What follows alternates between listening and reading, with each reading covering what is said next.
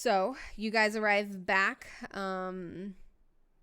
after, 10-15 minute drive from the Galeo's house back to, actually it's a little bit longer because I forgot they live in like a little bit of a different district, but however long it takes, 25 minutes. You guys arrive back and Colette finds a place to park, and she kind of like pauses and she's like, okay guys, how do we want to do this? We've already tried the soft approach. I say we just go in. Let's go knock on the door. Okay, you need to decide: do you want to walk in or knock on the door? Yeah, that is like kind of contradictory. We'll start with knocking.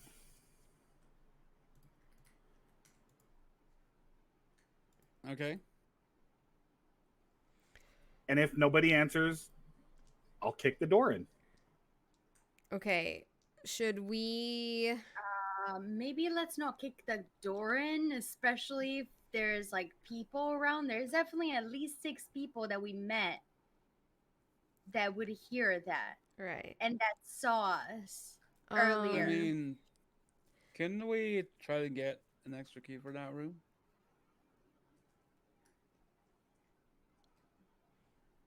I mean, okay. the lady at the I desk can seems to like convince you. the lady to like, give me maybe some information, but I don't think she'll like be able to give me the key. Like I don't have mind control. People just like me. True. It's very different. I can't just be like, hey, by the way, like I just want to, creepily enter somebody's room that is on mine. Well, if nobody answers, maybe I can quietly force the door open. Does anybody know how to lockpick? Outside of character, is that part of... larceny? It's larceny. It's larceny. It's larceny. Oh yeah, larceny. That's what it's called. Um. Which I'm- Alejandro Oh, yeah, it is, yeah. does have. But would it... Yeah, I mean... I'll let you answer for your character. I don't think he would be able to. Okay.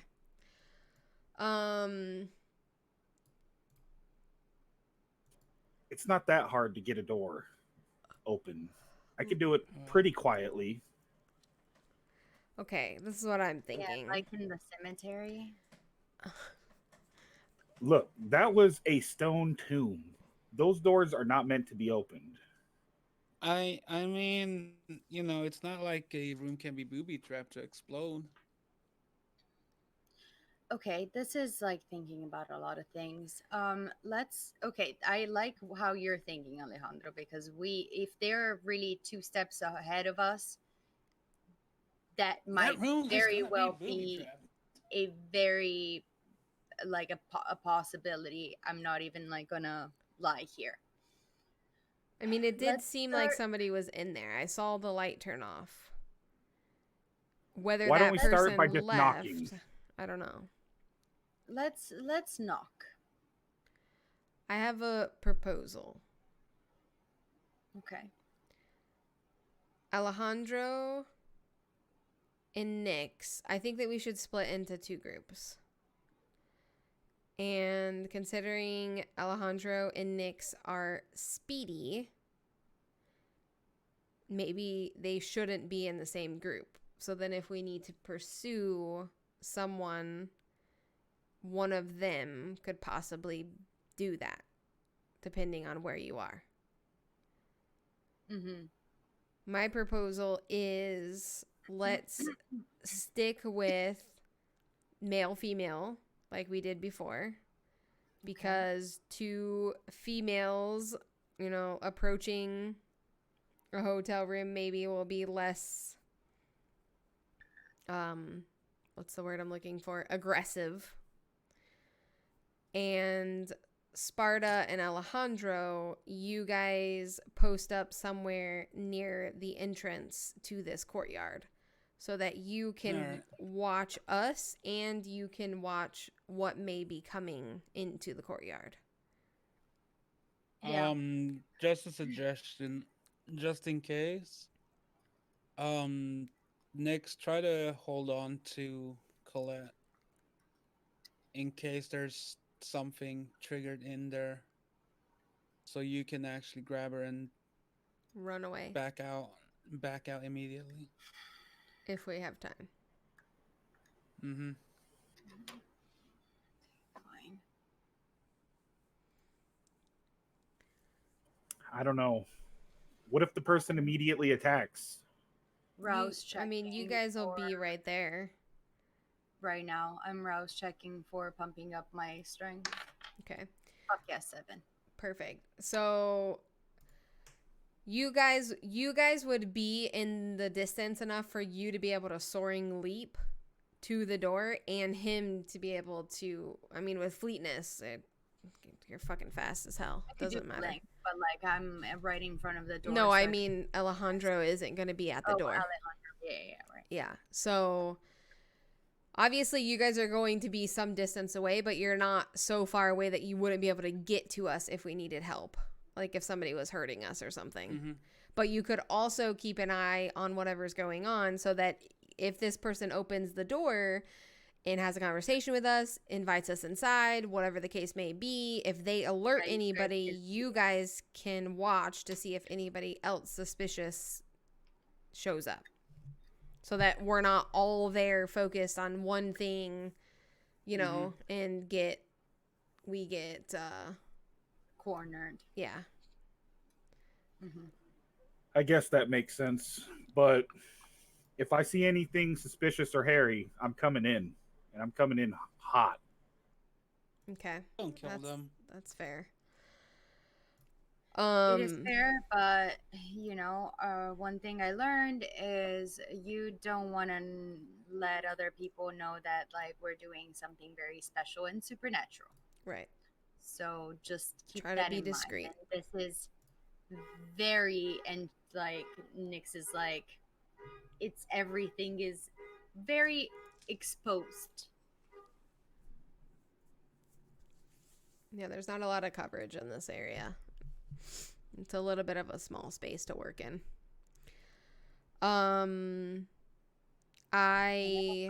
Nobody else like gets sentenced to permadeath for an instinctual reaction. Yes. Fine. I'll do the counting thing. Okay. 25. And I'll activate resilience and toughness just for the foreseeable future. Perfect. Go ahead and do a rouse check for toughness. And Colette has also not initiated, Success. activated. Okay. Activated prowess. So her little fists are ready to punch some faces. Okay.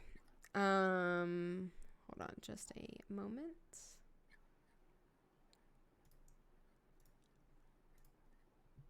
I guess we have been out for like maybe what, an hour or two, maybe, not even, What, since the meeting? since we left the motel the first time. Yeah, I'd say probably about an hour has passed. So it's about 1 a.m. roughly. I also activated a lethal body for Colette. So she can now do aggravated damage to mortals. She'll kill you with one punch, basically. Yeah. Come at me, bro. You want to fucking fight? Let's do it. All right. Colette's ready for a fight if that needs to happen. So, you guys are still in the car, by the way. So, after you guys sort of work out all of the details of who's going where, what's going to happen, and whatever, everyone gets out of the car and starts to make their way to the hotel. When you guys get into the courtyard area, 3 of the people, one of the females, I believe her name was Emily, I named her, Emily, Chad, and one of the other guys are sitting at the tables that they originally were sitting at, kind of like talking and chatting. The other three, you're assuming, are either out or in the room. They don't pay attention to you guys when you guys show up. They're just kind of like consumed in their conversation, talking, laughing, drinking, kind of thing. Well, obviously we were paying attention and whatever. I'm not trying to like be immediately like, catch their attention. Obviously, like if they see me and if I catch their glance or whatever, I'm gonna like obviously not be weird and weird back or whatever. But I'm trying to be nonchalant. Yeah. Where you're like walking to go to this room, like they're kind of, I mean, like I said, the space isn't super big, but they're not like, you're not like walking right next to them where it's going to be obvious. Yeah, because you were saying that it was kind of like almost across from the area that we're originally exactly hanging out, right? Yeah. So Alejandro and Sparta, you guys are going to kind of stage the entrance, so to speak. Keep an eye on the road and keep an eye on the courtyard. And Nyx and Colette are going to make their way up to the door. Colette's going to like look over at Nyx and be like, you ready? As ready as I can be. All right. And Nyx is going to knock on the door. Kind of waiting a moment. You do see the light flick on inside the room. Someone is in there. And she kind of like knocks again. And you hear like the shuffling of the locks being unlocked. And the door opens and there is a woman standing there. She's like, "Hello, can I help you?" Do I recognize this woman? Doesn't look like anybody you've seen before. Okay, go ahead. Sorry. So this is number 7. Room number 7. And I just want to reiterate from before off game. Mm. The receptionist, Angela, told me that he was alone and he was single. Yes. She did tell you that. Okay. Liar. I'm just kidding. Yeah, I know. Like, right? What the fuck? I thought I was gonna get some tonight. Psych. He's got a girlfriend. Fuck. Oh, hi. And I look at Colette and I'm like, I think I might have gotten the wrong room. I thought a gentleman was staying in here. And as you say that, she kind of like stiffens her posture and is like looking at you. And she's like, "Who are you exactly?" And when she speaks the second time, you do recognize her accent. You've never heard her specific voice before, but it reminds you of that very unique European accent that your very sire, Isaiah Yernif, has. It's kind of an accent that you can't really pinpoint where in the world they're from, but it is some sort of European accent that it's kind of like they're trying to mask their accent almost. So if they're trying to speak with an American accent, but it kind of comes out with some certain syllables, you can hear it. Mm. And you do recognize that same dictation in her voice the second time she speaks. Mm. Sus. I'm like, oh no, I'm just upstairs with my group. I just came into town tonight. I was just like mingling with the people around, just trying to make friends. I just got here. So I saw you're knocking on strangers' doors. Yeah, why not? Like, you make friends. Don't you make friends? I mean, she kind of like scoffs.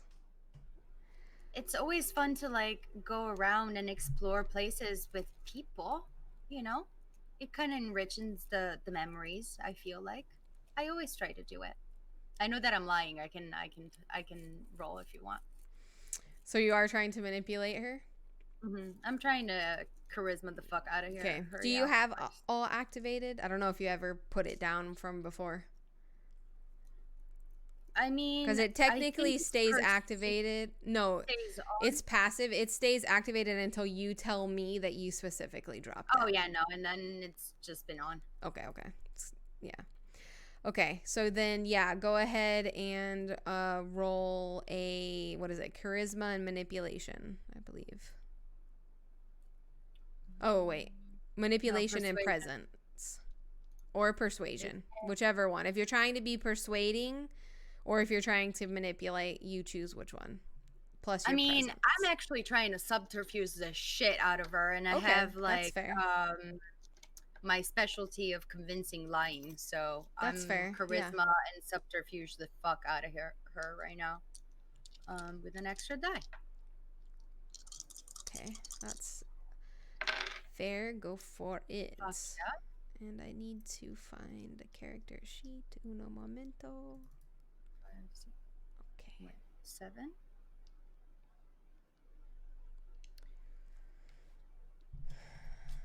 And what is it? Versus composure and intelligence. Okay. Oh, God.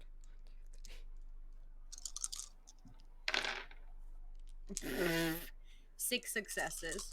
6? Okay. Let's see what her roll is. 1 moment.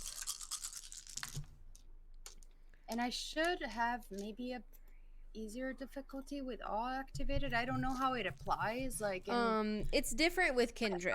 Oh, sorry. Well, I just revealed the fact that she's kindred. She is kindred. So it is different with kindred. It doesn't affect I think there is like it's like a contested, right? Roll? Yep. Yeah. So it's your roll versus composure and intelligence. Okay. So I just rolled for her, and she only got 1, 2. She got 4 successes. So how many? You got 6. So you succeed. So she kind of she's hesitant at first, and she's kind of like her eyes have narrowed, her posture has kind of stiffened in the first few moments after she opened the door and you started talking to her. And her eyes kind of stiffen for a second, and she waits and she says, "Sure, friends. Why don't you come on in? We can get to know one another." Okay. What do you think? We don't have anything else to do. Colette looks at you and kind of shrugs. Colette makes a point not to look behind her at the boys because she does not want to alert this lady that there's more people. I forgot about there's anything else. She sort of like nods like, "Yeah, sounds like fun. You got anything to drink?" And the lady, she like kind of smiles when Colette says, "You have anything to drink?" And she like opens the door wider, kind of steps aside and waits for you guys to step into the room.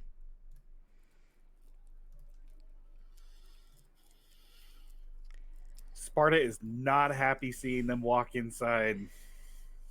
Yeah, from your viewpoint, you can see the woman that she was kind of like half behind the door, but you can see her through their shoulders, like that space in between their heads.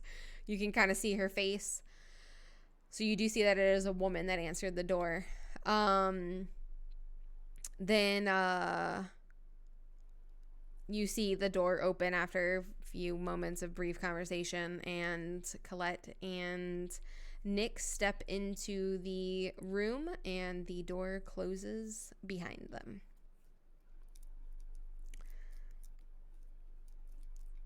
So before I go into what's going to happen in the hotel room, I'll just let you guys react outside, however you're going to react to what's happening. Then we'll transition. Sparta immediately starts growling.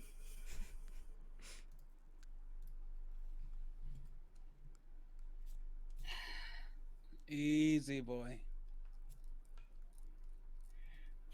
We have no idea what's going on in there. We've seen what Nyx has done, and we know Colette can fend for herself.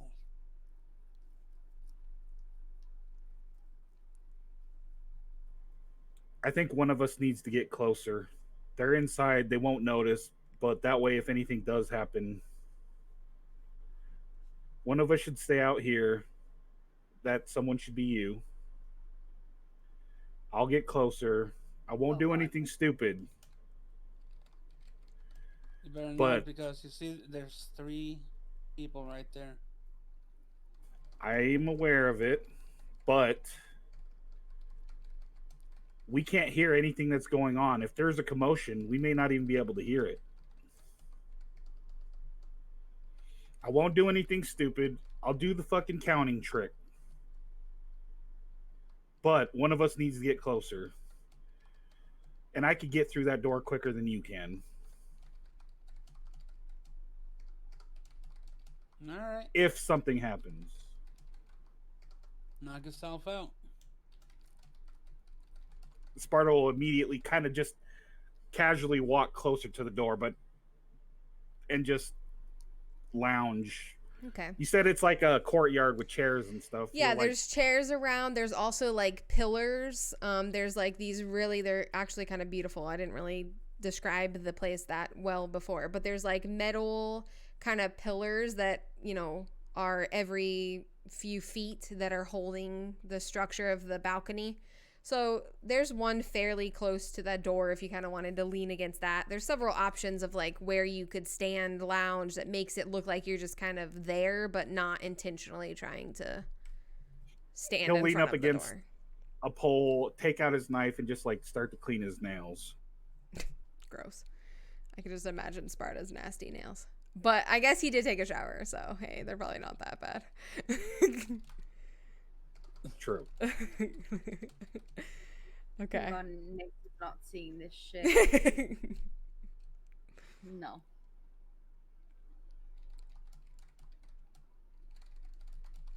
Okay.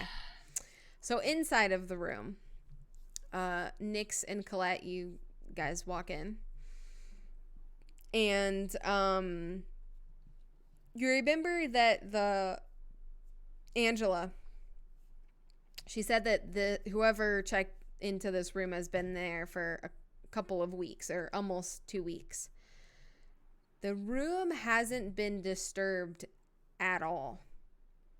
It looks as if no one has used it. As if how you would expect a room when you first check into a hotel to look. The bed's still made. They've even got like, the way that they fold the little sheets all funny and the corners and everything. It's like no one has even laid in the bed or disturbed it in any way. Are you glancing around the room?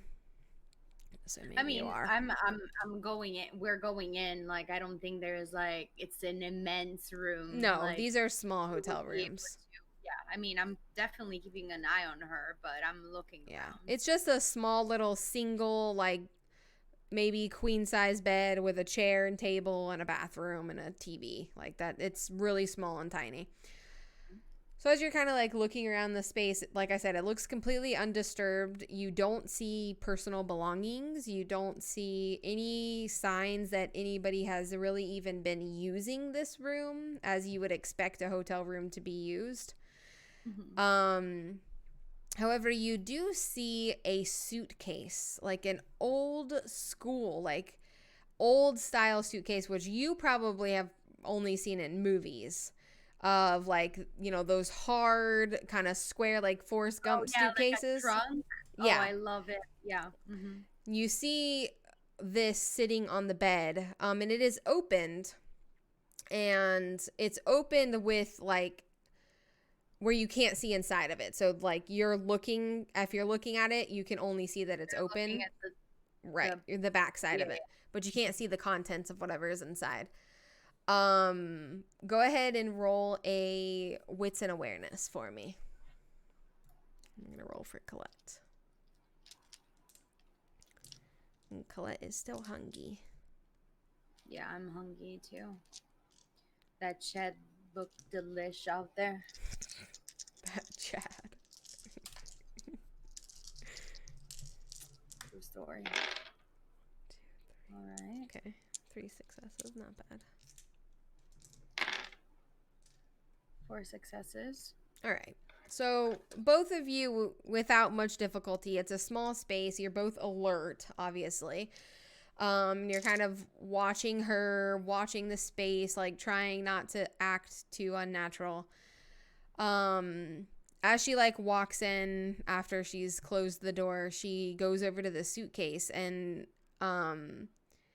as you're looking at the suitcase, like I said, you can't see the contents inside, but you can see, because the only light in the room, as you can imagine, is this like kind of old cheap motel. They've got those really old yellow kind of lights that don't really fill up the room that much.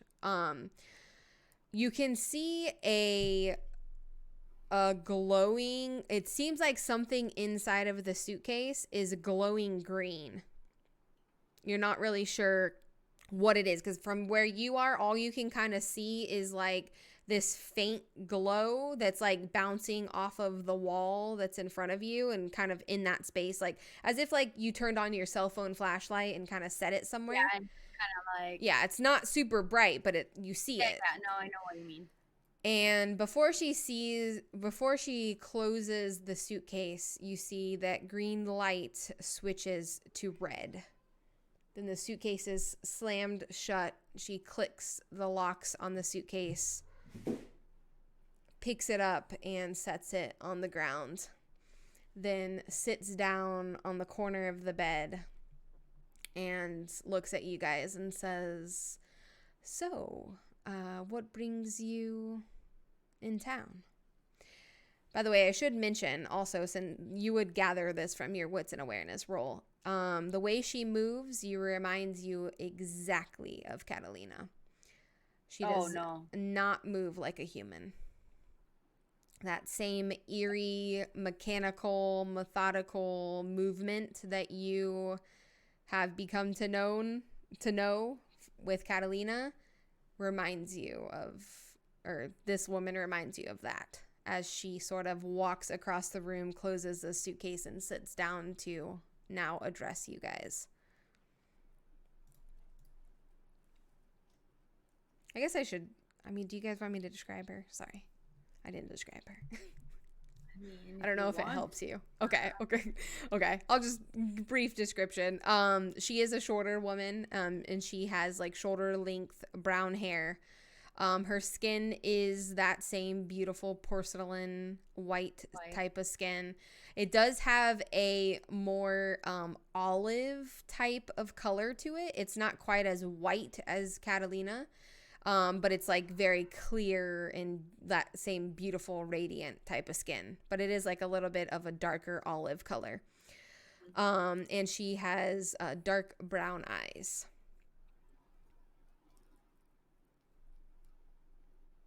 And she's just wearing clothes that aren't, anything special, just everyday clothing. Just casual clothing. Yeah. Okay. She sits down on the corner of the bed and looks at you guys and asks, "What brings you in town?"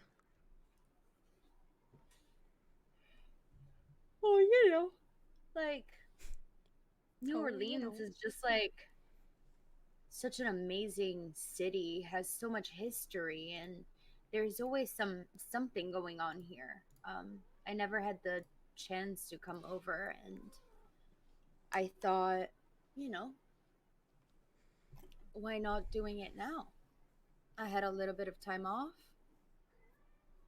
Time off? What do you do for a living? Oh, I write. I'm a writer. Right. A lot of freelancing, so I can work a little bit everywhere, which is amazing. I'm very, very lucky. And you? She looks over at Colette. Oh, don't worry about her. My girlfriend is like very quiet. Oh boy. Colette kind of like laughs like, "Oh God." She doesn't say anything. She follows your instruction. Just like, "Yep, not gonna talk." She's not the most like sociable person, but Interesting. she's a real one. You don't seem the type that would fancy somebody so quiet. She like looks at you when she says it, then looks back at Colette. Like she doesn't quite believe you that this person is quiet. But she's I mean, following you your know, lead. she's quiet at the beginning. She lets loose later. It just warms up slower than I do. So you write. What types of things do you write? By the way, you didn't tell me your name, did you? No, actually, I didn't. Hi, my name is Sarah. She looks at your hand and back up at you. Nice to meet you. And your girlfriend's name? That's Ember. Oh, she can't even introduce herself. Interesting. Oh my god, I'm sorry, Ember. Like, I know that I do this all the time, babe. Like, She kind of I'm Colette's very like, it's fine. It's fine. Like this is more her thing. You know, she likes to meet people and she writes about all kinds of things. You know, I'm just here for along for the ride. And Colette kind of like smiles, like she's trying to sell it. she hates it. Like, you can tell from her face. I mean, I'm I like sorry. the travels. That part's fun, but you know, this part isn't. It's fine. You do your thing. I'm here to support you. Just, yeah. This lady's just like completely stone faced. She hasn't shown any emotion. She's kind of like darting her eyes back and forth between the two of you, like as you talk. And what about you? What brings you over here? Hold I mean, on. again, I thought, you know, 1 second. I need to look at something. Okay.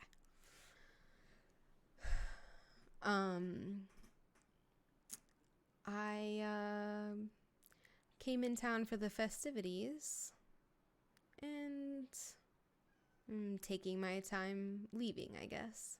It's a nice city. I know, right? It's really, really pretty. I have been here just a few hours and I'm like, wow, I could totally see myself in here. It's big, but small enough, you know? It seems cozy. And again, I love the richness of this place. It's really exciting. Yeah, there's a lot of things to learn about a city like this. How do you mean? Hold on a second. I need to look up something. Okay.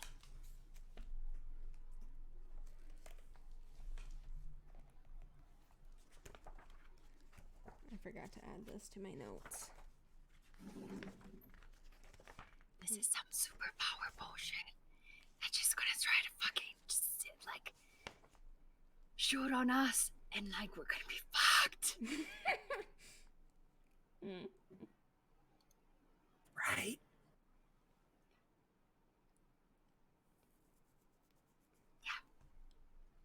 That is what the fuck is going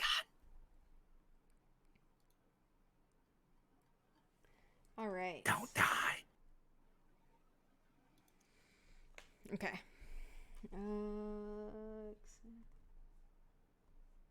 Let me write this down so I can have a note for it and I don't have to stop the RP again. I apologize. No, you're all good. Don't worry. So many things to remember.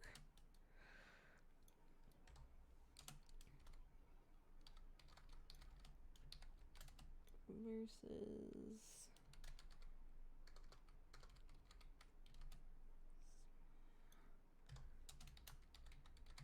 This should be interesting.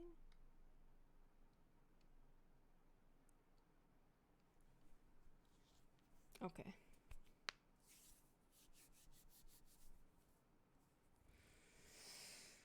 Okay. Sorry, what did you last say to her? I was distracted because I realized I didn't write this note down. Oh, you asked her what she meant in regards to there's lots to learn about a city like this. Well, like you mentioned, there's lots of history. Oh, so you're passionate of history as well? You could say there is some parts of history that I care about.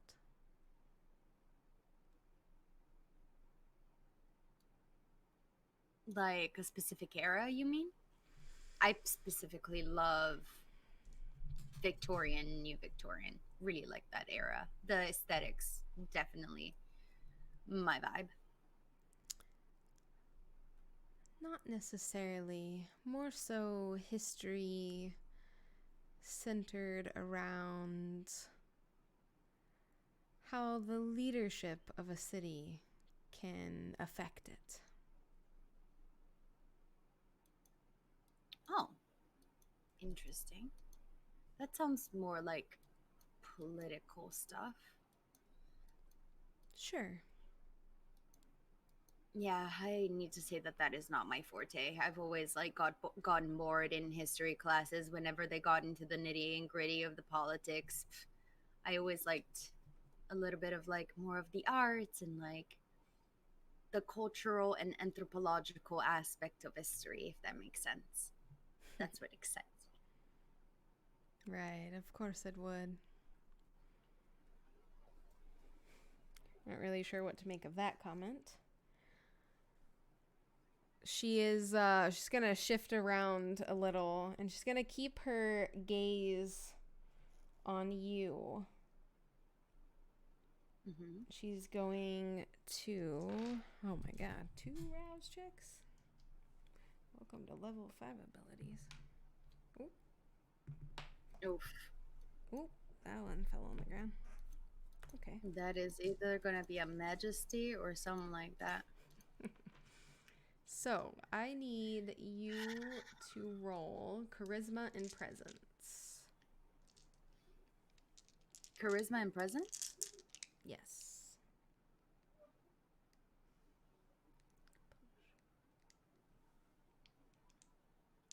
Okay.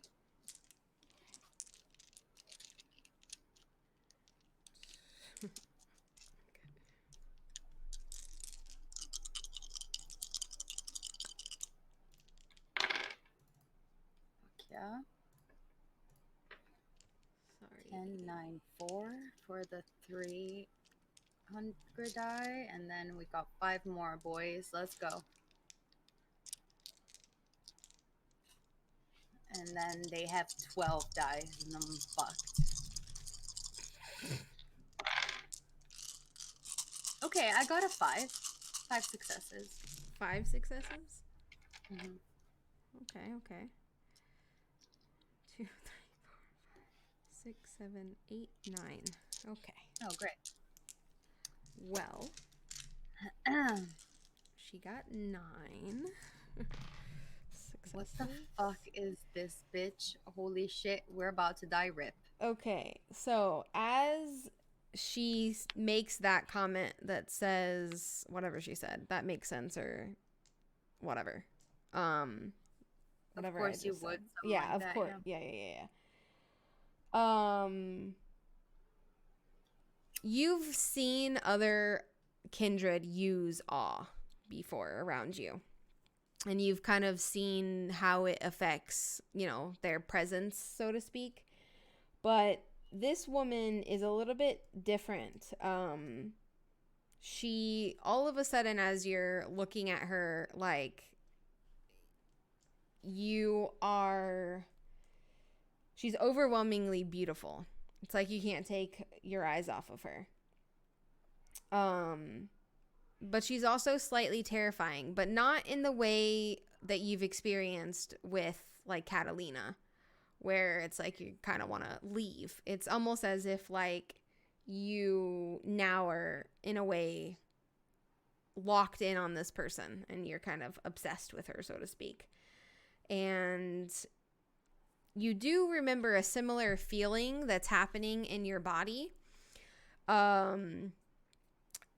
that you felt before when Catalina was looking at you the other night. But it's not filling you with fear, but that same familiar feeling of if you needed to defend yourself, you don't think you could. You don't think you would be able to move. You wouldn't be able to do anything. You wouldn't be able to defend yourself or even hurt this person or anyone else that may come in to hurt you. You're sort of stuck staring and in a sort of submission to this person. She's going to take her eyes off of you after your gaze on her, even like your face, like you kind of soften to her. She can recognize in her old age and how often she has used this ability that you have succumbed to her, and she's going to look from you to Colette. And as she does this, you notice a very different look on her face.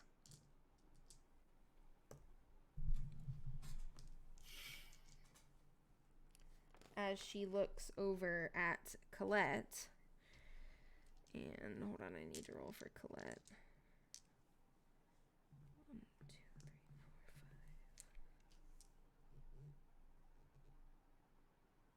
This is going to get interesting, boys and girls. Okay, let me roll for her. All the rolls.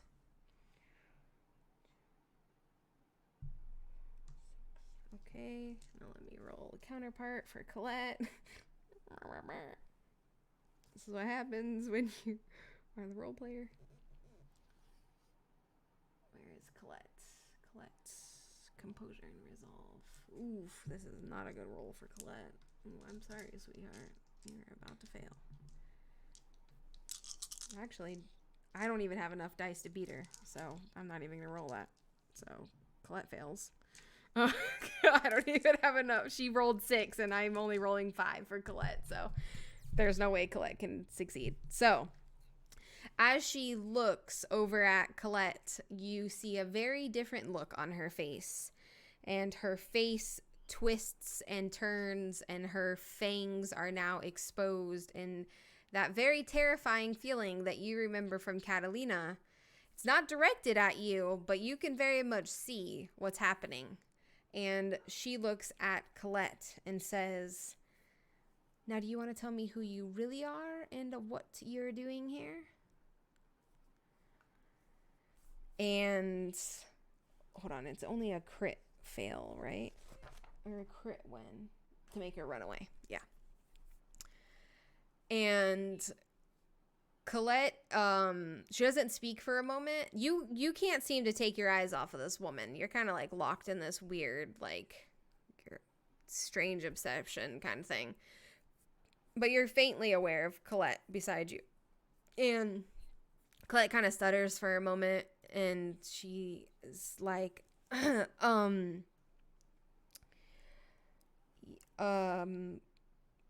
we're looking for Isaiah.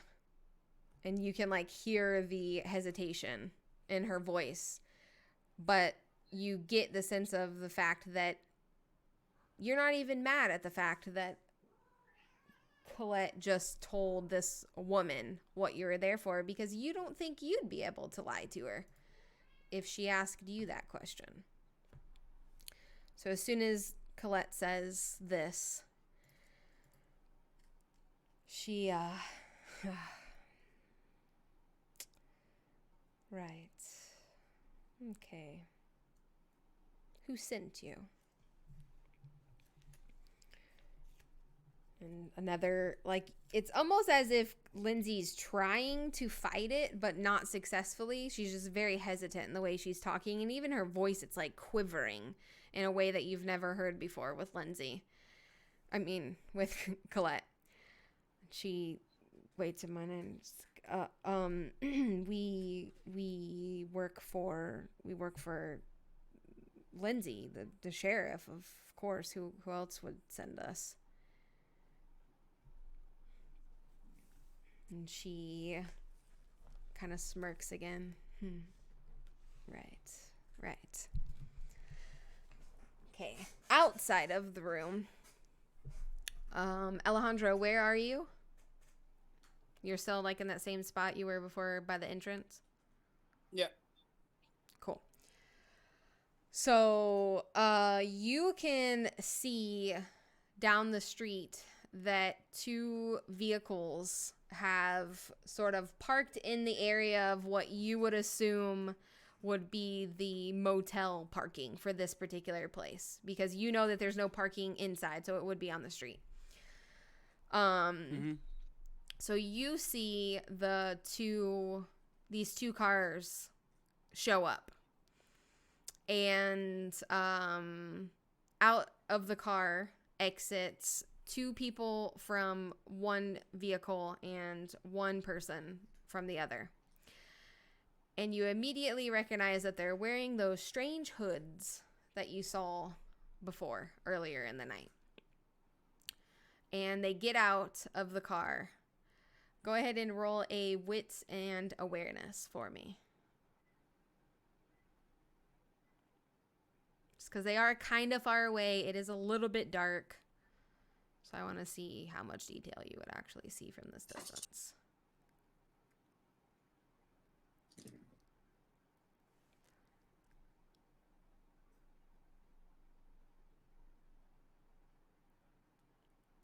Six successes, 2 crits.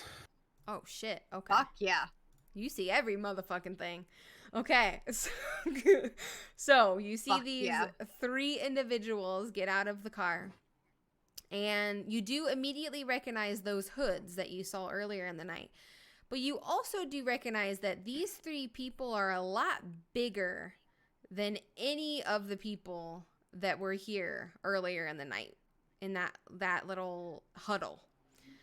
You can see in their frame, sort of through the darkness and with the distance, that their body types are built a lot like, what you would expect someone like Sparta to be built like. They're a lot bigger and tougher looking than any of the people that you remember seeing earlier in the night that was a part of the huddle.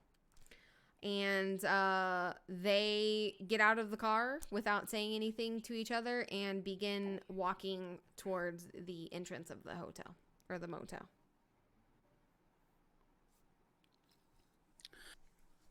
I stare at them, and the first thing I do is pick up my phone and just send a single message to Sparta back. I need you now. 3 hoods just came out of 2 vehicles. Get your ass here now. This might get ugly. After reading the message, I'll immediately walk over towards him, but I'll look back at the door as well, just to. You're torn. Like, wow, yeah. Where did I put my lollipop? Oh, sorry. I'm so sorry. My lollipop was on my book, and I was like, wait, did I move my book without?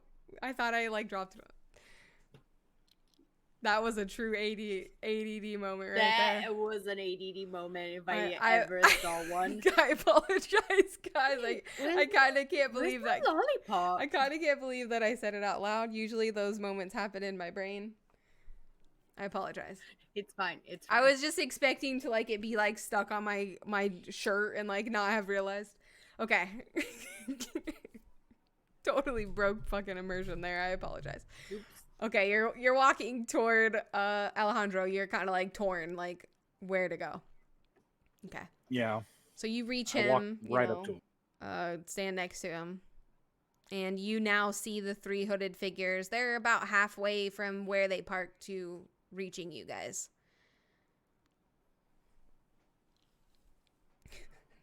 I'll whisper to Alejandro, are those the same people? They look kind of bigger. Just because they are.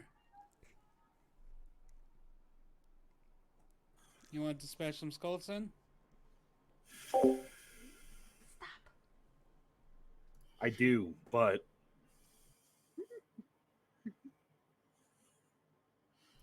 obviously they're going to the room. things aren't going. I think we need to get them out of there and face them all together. I don't know, dude. Tell me what to do. Do we fight these guys? Or do we break in the door and get the others? Alejandro looks at the group of humans that are they still there? Oh, the people sitting at the table? Yeah. Yeah, they're chilling, listening to music, drinking some beers, having the time of their life. Okay, so we got a problem with either options right now. Can't you make them go away? You have that scary shit vibe that you have. No, that Scary shit vibe. I love you it. can't just do that. That's masquerade infringement. Shh. Let the boys figure it out. It's too risky. There's 3 of them. But we need to try to figure out how the fuck to pull this shit off, because right now we have 2 inside. We don't know what the fuck is going on. We got 3 fucking bulky ass motherfuckers that apparently has been taking too much steroids on that side.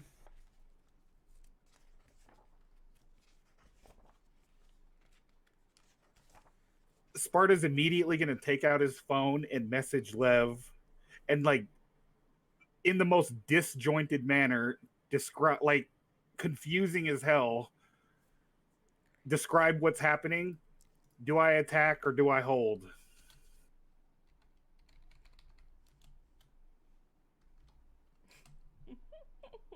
I love watching you guys figure this shit out.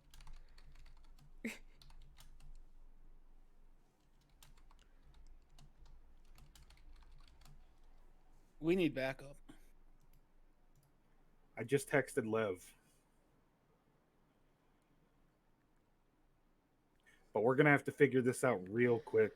When you're saying that, these people are probably about 5 paces from you. They don't seem to be paying much attention to you. They're sort of just all walking straight. Like, none of them has really locked eyes on you. But they're walking. They're walking fast, and they're fastly approaching you. About another 4 or 5 paces, they're going to be in front of you, past you. Alejandro, if they go in that room, I'm going in after. That's the only option we have, but we gotta have to.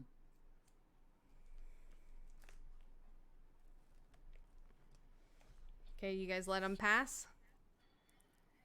I activate Dawn as they pass. As Does they pass? It has, yeah. Does it has any effects at all? None of them were looking at you. If you don't try to get their attention, Yeah, it doesn't work. doesn't They work have to like have- that. Yeah. Unless They you're have to trying to be get their attentive to you. attention. Like I said, they're not necessarily focused on you guys. They're heading straight through. So when they walk past you, it seems to have no effect on them. But they also none of them were paying attention to you to begin with. So they walk past you guys. They go and stand. One of them looks off to the side and sort of clears his throat and says, and goes like this. He's like kind of the leader, the one in front, alerting the other 2 that there are people. And you see as all 3 of them go and stand in front of the door, and they put their back to their door, and they sort of stand post as if they're waiting for something. And that's what you guys see. Have you I gotten start to anything back growl from again. Start to growl again. Okay. Need to look up a couple of things. Nothing yet. This is Something's all, going on in there. This was all notes I was supposed to make on the break. I'm sorry. Bad storyteller. And I say to Alejandro, I don't like this. shit's going south.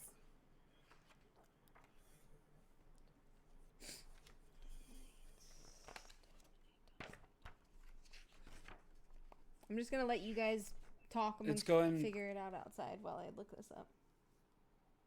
We need that response from Levy ASAP. We need some more people here. We cannot do this alone. I'll There's take my phone humans- out and text Lev immediately. We're gonna need some Just backup call. here. Just call at this point. No. Sorry, I can't.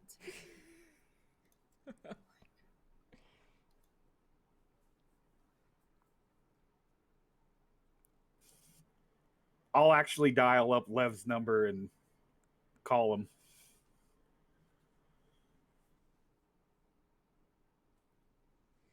Okay. You're calling Lev. All right. I'm going to transition back inside of the room.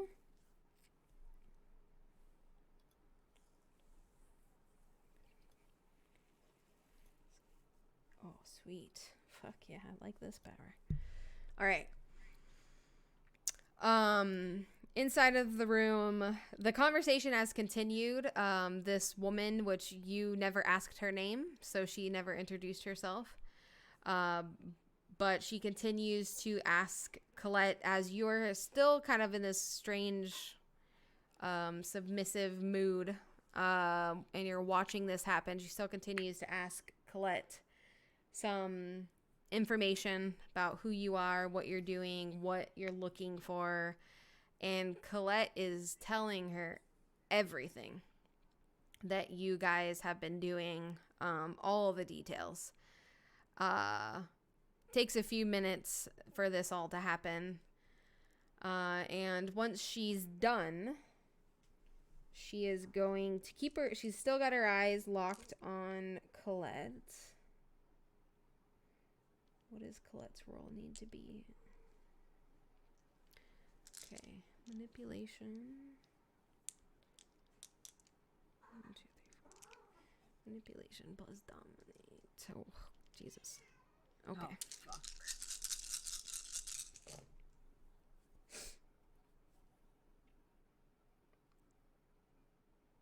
Okay, I didn't roll that well for that, actually. It's kind of not satisfying when you have a dice pool that big.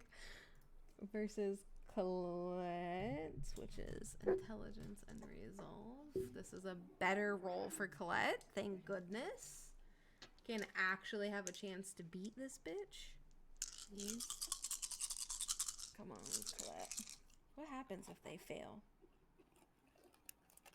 Okay. Well, whatever dominate the thing, it works.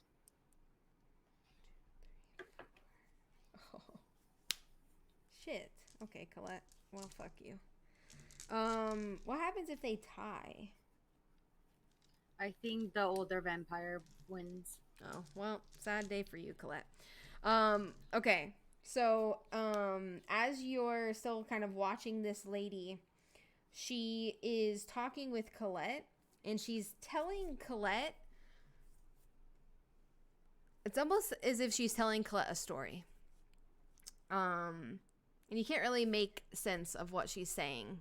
It doesn't, you don't really, like, it's like you're too distracted to, like, really pay attention. But she's basically telling Colette some sort of, like, story of how you've met. Then, hell yeah. Rock on. As soon as she's done talking with Colette, she's going to turn her eyes towards you. And I need you to roll a intelligence and resolve, please. No, wait. Yeah, intelligence and resolve. Oh, I read that wrong. Okay. Doesn't matter.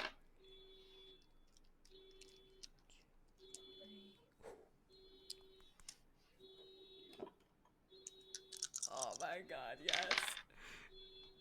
I Okay, fucking I love got- role-playing games where you roll dice. I got like 3 10s. I got 4 successes, but 3 10s with that. 3 10s. Yeah.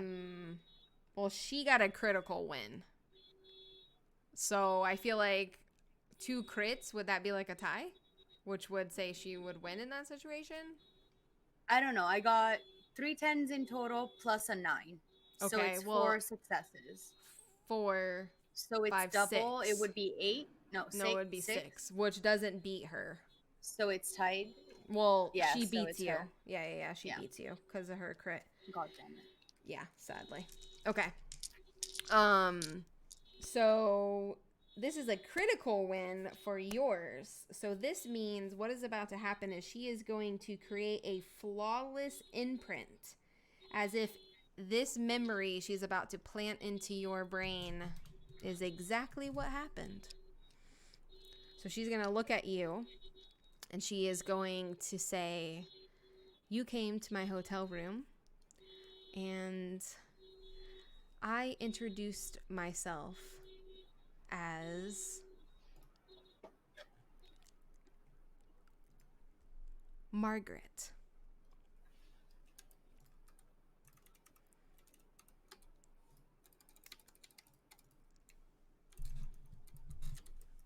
We had a lovely chat about Isaiah and all of his plans that you helped him decide upon. You're very, very excited about what's going to happen next. So much so that you came here to talk to me about it without his permission. All of that is fine, as I will work out the details for you. But you can't wait until the new leadership takes over this town.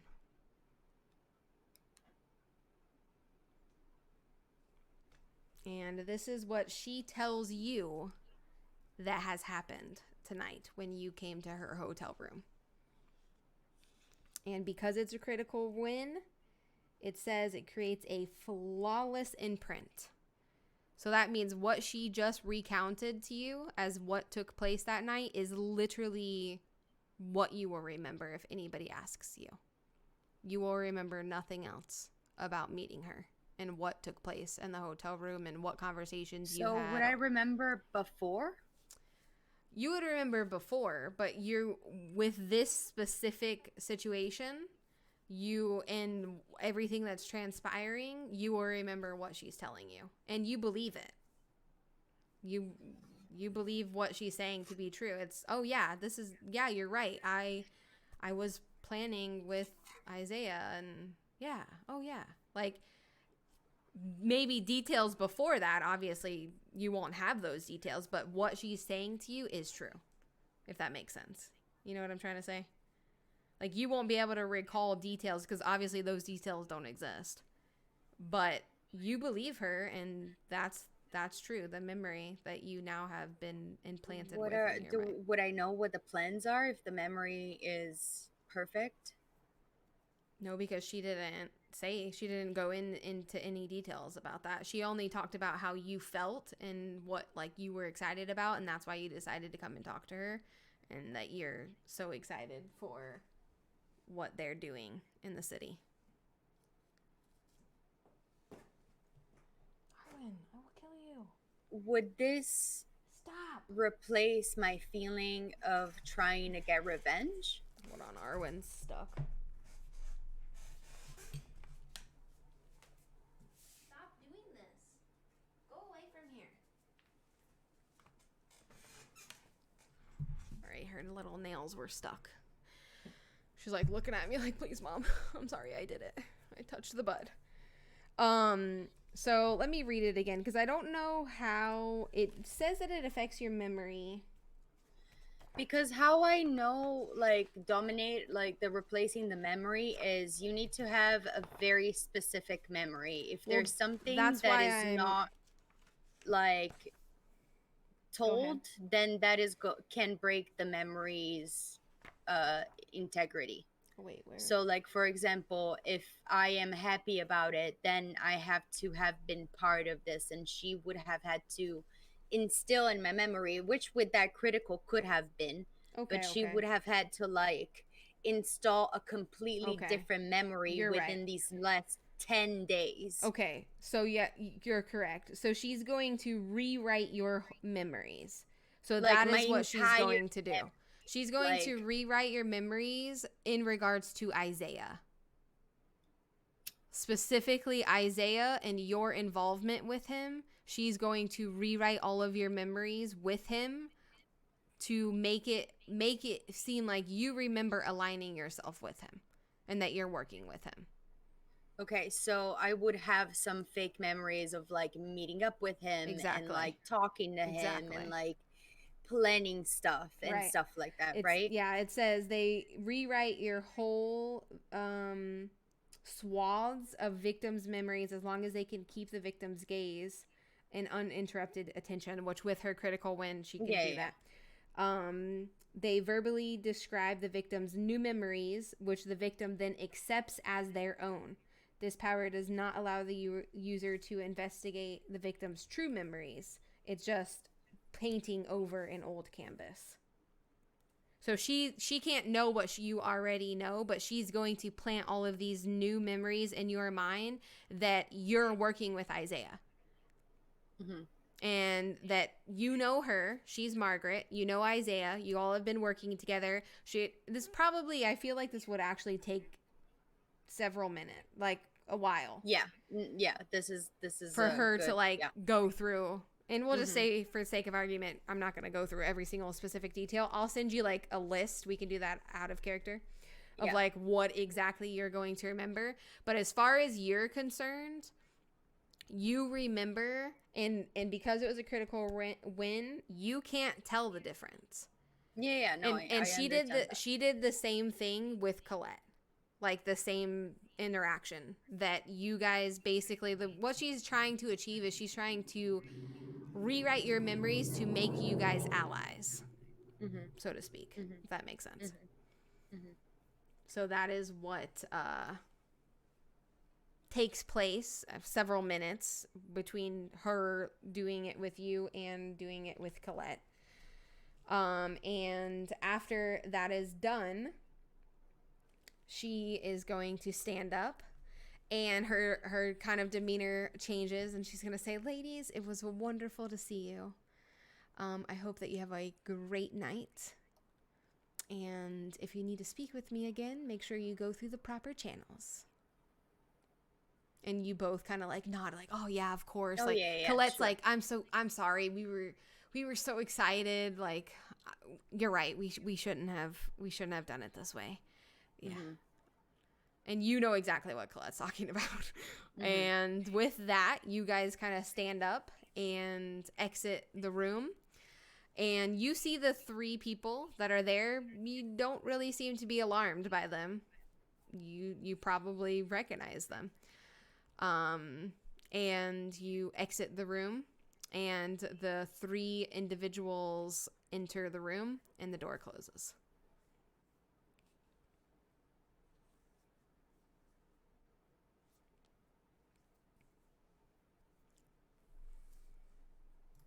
By the way, while all that was happening, because that all happened, sorry, we need to keep going back and forth between these two things. Alejandro and Sparta, are you guys just like sitting there together like sitting ducks? Or are you guys gonna split up or do any? Oh, right, you went off to have a phone call. I literally picked up my phone and called Lev. Okay, so did you you stepped a couple paces away and you're on the phone or whatever? No, I just picked it up and called right next to Alejandro. Okay, my question is are you guys standing? Because this is gonna take like 20 some minutes. This isn't just a minute thing. So within the time of what's going on inside of the thing, what are you guys doing? Are you just standing there Standing there for 20 minutes? Sparta's not the smartest person. He hasn't taken his eyes off the people at the door. Okay. What about Alejandro? Are you gonna move? Are you gonna try to get any other type of vantage point? Now Alejandro's been just checking out the surroundings to see if anyone else would arrive. Okay, but you're staying at the front? Yeah. Okay.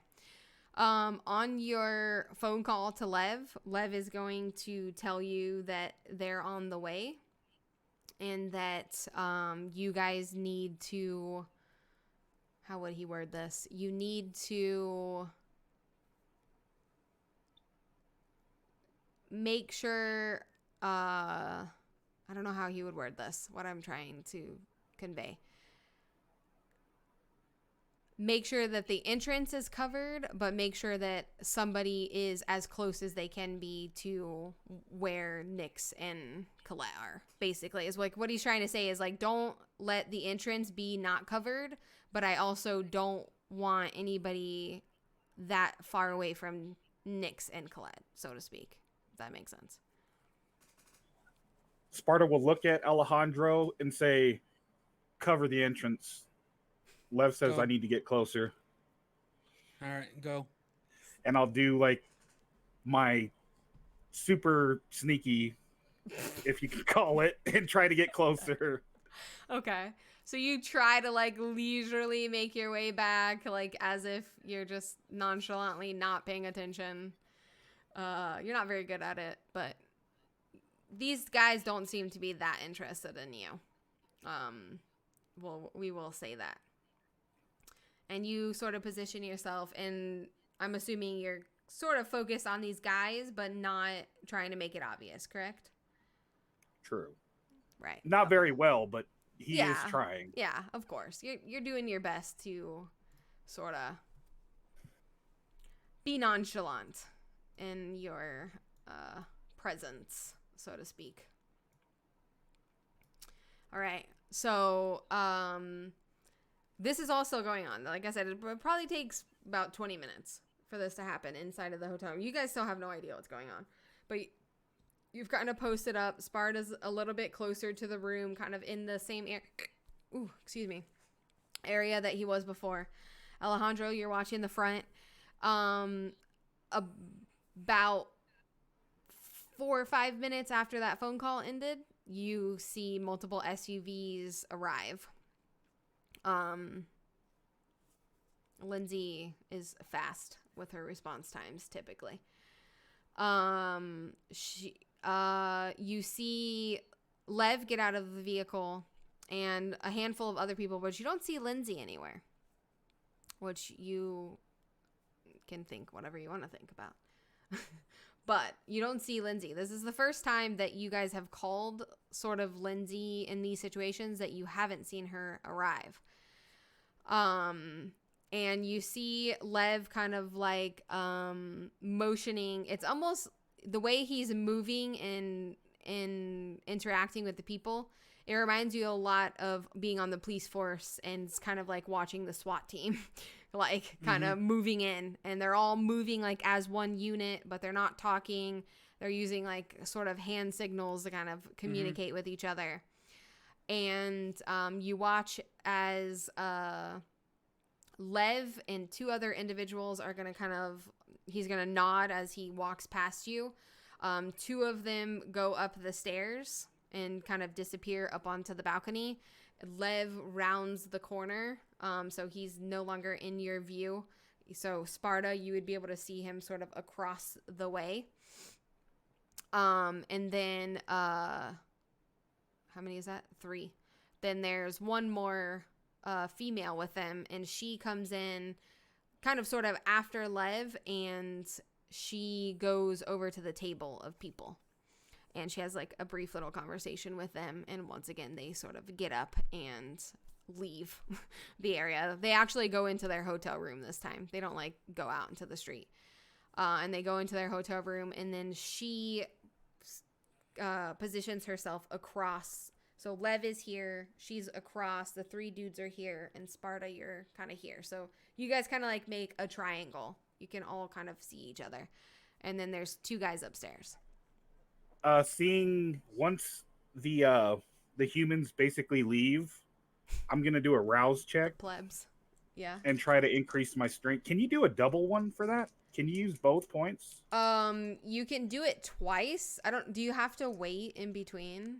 No, if you have generation low enough where you can use two blood points at a time, then you can. Which Do you? I can have use that? 2. Hold on. I know that.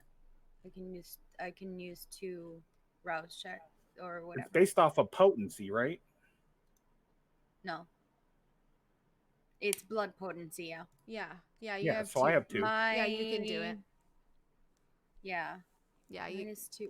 you can do 2, Sparta. Oh no. Double ones. Oh, sadly, you don't get stronger. It's strange. Why? Wait, did you get hungry because of that? No, Wait, so he does passes, but he Oh. just gets hungry. oh Double no. hungry. Oh, that's how it works. So I'm you- stronger and hungrier? So you're stronger, and he gets his hunger raises by 2. I'm at 4 hunger. Yeah. starving right now. So as Great. you do this and you watch those humans that you were just talking about, they're like their door is like almost closed, and you can feel the beast inside of you, and there's no open blood, so you don't need to roll, but it you want to race into that room, slam that door open behind them, and sink your teeth in. You're able to restrain yourself, though. But for a few minutes, it's all you can think about. Chad. Is Chad gonna die? Chad. Surprise, chat. Chad is the one that dies. Chad better not fucking die. I'm hungry as well. I was thinking about snacking on Chad and a few of his friends later. Nice. All right. So, so you guys are posted up. Oddly enough, the 3 individuals that are standing there, they've watched all of you guys walk in. Like, there's nowhere to hide. They don't seem phased at all. They sort of kind of watch, and just then, as soon as all the movement is over, they're just staring straight ahead across the courtyard, kind of staring at nothing as they wait for whatever's happening. So after about 20 minutes or so,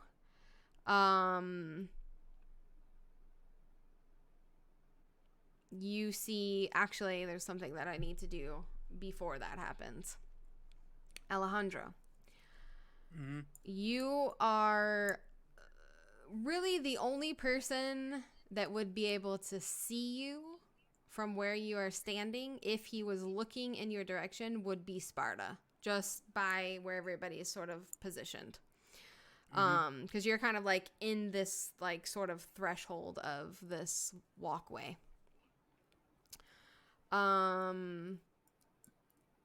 While you're standing there, you're kind of watching all of these things unfold and the suspense, man.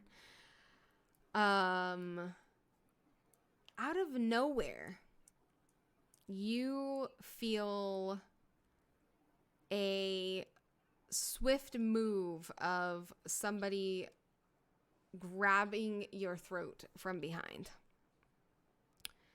And as quickly as you feel this hand upon your throat, you hear a whisper in your ear that says, "If there's a gain, then there is something to gain from."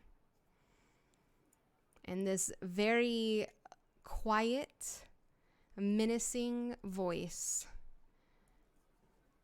is familiar to you. You remember it from the night that she so rudely dismissed you, the night you met her at her house. It is the voice of Penelope Galo.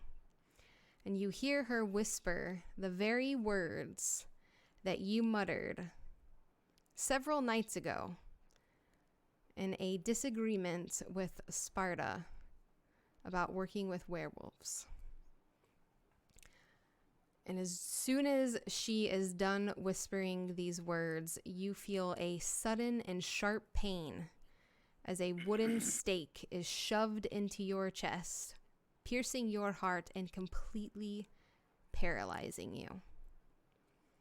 And just as quickly as all of that happens, you feel your body lifted off of the ground and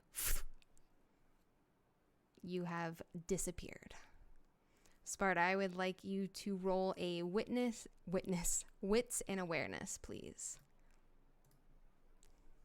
Oh, fucking, it's all hunger almost.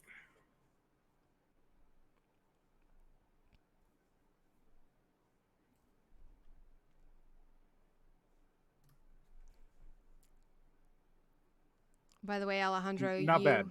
have taken 5 points of superficial damage. 4 successes. That's exactly what you needed. Sparta, you're kind of standing there. You've positioned yourself. You're leaning against one of those metal poles, and you're sort of looking around. You're feeling yourself. You're like, I could blend in. Yeah, I know I'm big and kind of dumb, but I know what I'm doing.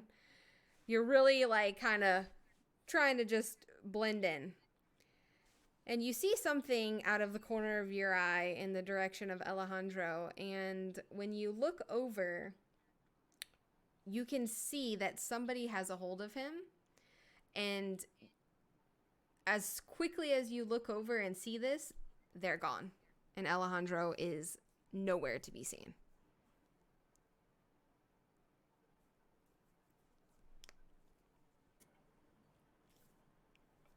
I will immediately activate Soaring Leap and jump towards that. Okay. Alrighty. Go ahead. Soaring Leap is not a rouse check, correct? It's automatic? No. Okay. It's automatic. All right. So you soaring leap through the fucking air. And at about this time, the door's opening and Colette and Nyx are sort of being ushered out of the room, and the 3 men go inside, and you are soaring leaping out of the Complex. view. All right. You have alerted Lev and his people, and as quickly as you soaring leap, someone's standing next to you, and he's got a gun out, and he's just like looking in the direction that you're looking, and he's like, "What did you see?" Alejandro, he just disappeared. There was somebody that had him by the throat. Okay, then he's gonna sort of turn around and wave at the people that are in there, and they're all gonna start collectively moving. Lev is going to walk directly towards Colette and Nyx, who are now outside of the room, seem to be unaffected and unbothered about everything that's going on. He's going to begin making his way towards Nyx and Colette. The other men and woman join you, and they're like, the man that's holding the gun, he's like, where did they go? Who? He's like asking you, kind of stumbling over his words, like, I see nothing. There's nothing here. I just saw like she had it, like the person had him by the throat, and then all of a sudden they were gone, and I just reacted and jumped to him. Okay. And I want to like check the area. That guy, as soon as you say that, he's gone. Oh, he's gonna take off in the direction that you were looking, that you assume that these people went. The other 2 are kind of gonna join you, and one is looking behind you and one is looking into the courtyard, and they're both kind of, they haven't said anything, but they're kind of like getting into more of a defense position of like, if somebody else attacks us, we have all the directions covered. What else are you gonna do? If I don't see anything, I'm immediately gonna walk up to Lev. Okay. Yeah, you don't And see anything. By the time you soaring leaped over there, I mean, there was nothing to see. There was no trace of Alejandro. I'll walk right up to Lev and be like, Lev, they took Alejandro. We need to get in there and ask these assholes what the fuck's going on. Okay.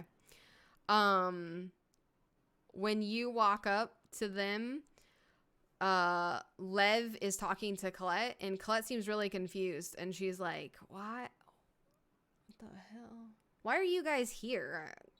Why are they here? And she like looks at Nyx, and she's like, they're not supposed to be here.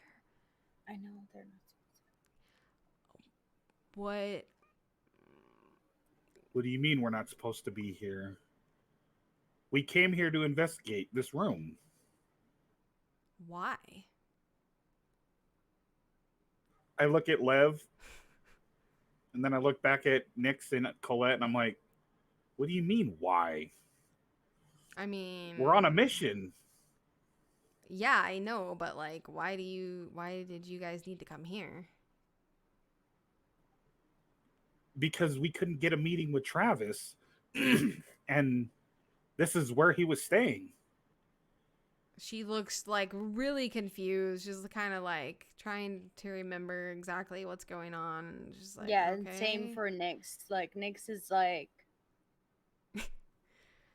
Sparta's like deep they growling at this point. they seem like kind of surprised that you guys are there and kind of like almost terrified. Like, oh fuck, like they are not supposed to be here. And it's like they're kind of like trying to figure out what to say to you guys. And she's like, okay. And she kind of like focuses her and she's like, what? You said something about Alejandro? The assholes that we're dealing with, they took him. What? Oh. And she kind of like looks at Lev and Lev's like, we gotta go. Come on, Colette. We gotta get out of here. She's Lev. like, okay. Do we go in? Lev, you're asking Lev that? Absolutely not. Yeah. We need to get out of here right now. But they're right there. And they took Alejandro. what? Lev turns around. He grabs Colette by her arm and starts taking her because he can clearly see that something's wrong with her. She's not in her right mind. So he's like, I'm not gonna argue with you. If you want to go in there and fight those people, go for it. But he is leaving with Colette. Does Nyx follow or does she stay? Yeah, because like Colette is the only thing that is real in her mind right now. Her memory was completely rewritten. New She didn't know memories. she didn't know you guys were outside the door waiting for her. Sparta is standing outside the door, growling like nobody has ever heard before, and he just starts to count. And then he hits 25, and then he continues to 50. Aww. And then he just stormed, like, you could tell he's not happy, and he storms after Lev. Okay. Follows Lev. He's not going to disobey. I thought you said he was going to break the door in. I was like, oh, wait. It's about to get real. Lev's family. He's not going to, if Lev says no, then he's not going to disobey. Okay. So, you all sort of go back. You leave your car there because Colette's usually the driver. And after like a few minutes, Colette's like, get the fuck off me, Lev. Like, Jesus Christ. She's like, I can walk. I'm just confused. And she like gets mad at him for like how he's like, come on. And instead of her driving, like you guys all funnel into his car together, and the other two, the man and woman that were still left, get into the other car, and you guys start driving away. And Colette again is gonna be like, wow, how long were you guys out there? We've been here this is the second time we've been here tonight. How do you not remember? I mean, I remember coming here earlier. So one thing to note, your memories are different than Colette's because the imprints on your mind are crystal clear. She didn't get a critical win against Colette, so the imprints on Colette's minds aren't crystal clear. So she's still got like these weird, vague memories of what took place for real. But obviously the new ones are mixed in there, and so she's having like a really hard time like what's happening. So you remember specifically what that lady said to you. But Colette's having a little bit harder time deciphering what's real and kind of what's not real. So she's just kind of I'll- like sitting there confused, like, yeah, like I kind of like, yeah, I remember, but I didn't. And she just kind of like stops talking because she doesn't want to say too much. So you also have to remember this lady imprinted, well, you guys don't know this, but she imprinted like bad things into your minds. Like they're the enemy and they don't necessarily want to share that with you guys. They probably think it's been a secret this whole time. They've been secretly working with Isaiah and fooling you. So that's why they're kind of surprised that you're there. They're like, wait a minute. Why are you here? Right. I knew sending you in there alone was a bad idea. We should have went with my idea. Sending us there. Yeah, whatever you say, Sparta. Wait, where's Alejandro? Colette's going to ask again. He was taken. Probably by the same assholes that did whatever kind of voodoo shit to your mind. Oh. Lev, what the hell are we? Are we just going to let them get away with it? No, but I'm not walking into a battle that I don't know I can win. I don't know what's behind that door. It's not how I do things. Not anymore. Trust me, people don't get away with things in this city. And he kind of like looks at you in the rear view mirror, the very like assuring look of like, yeah, people pay for the shit that they do in this city. Like, don't you worry.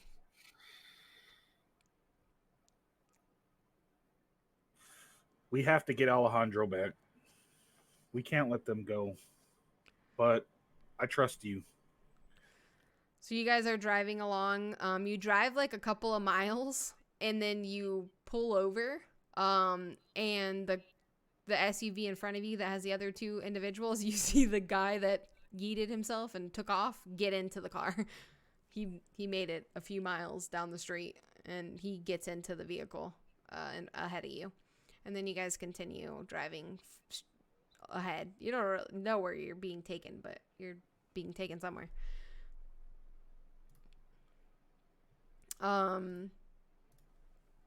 Colette is like really quiet. You can tell she kind of like keeps looking at Nyx. And after a few minutes, she is gonna like take out her phone and kind of like try to shield what she's saying and typing to Nyx, and she's gonna text you, Nyx, and say, "Do you think they know?" ... question mark.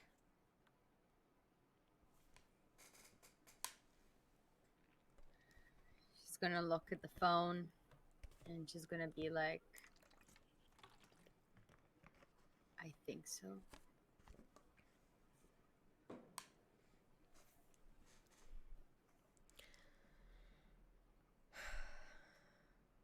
She's gonna text back and say, I don't know what the fuck's going on.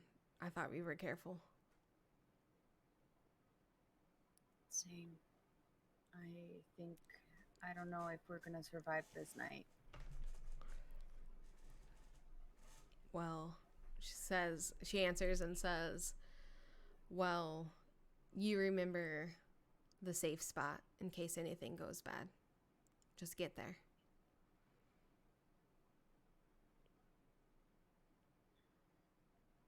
Okay. As soon as you answer her back, she says, make sure you delete all of these messages. Oh, I delete immediately all the messages. You guys have your own version of Snapchat where your messages delete automatically. No, I'm just kidding. Instead of Snapchat, I would Vamp know Chat. what the safe spot is. Yep. What is that? You would know. So there is a house in the city that you and all of your Isaiah's little people know to go to if they're compromised, and if anything's happening, then they basically retreat to that safe house and then he takes care of them. So you now know this location. This would have been one of the memories that was implanted by this Margaret lady. Okay. So, where are we going? We are waiting for Lindsay to call, And once she calls, we'll see where she wants us to go. And as soon as he says that, his phone starts ringing and he picks up the phone. And he kind of like relays the information that Alejandro has been taken. And he's kind of, you only hear his information. After a few minutes of talking to Lindsay, he hangs up the phone and he's like, okay, we are going back to the house. And you see the car in front of you kind of veer off and take a turn as you guys continue on straight. And he says another team is going to continue looking for Alejandro, but we're taking you guys to safety and making sure that no one else disappears from this group tonight. And you guys continue on straight, and now you're heading back towards the safe house. And you drive a couple of blocks, and an SUV that at this point you know what Lindsay's SUVs look like. They all look the same. An SUV enters the road in front of you, and an SUV enters the road behind you. And now there's 3 of you guys driving along as you're making your way back to the safe house.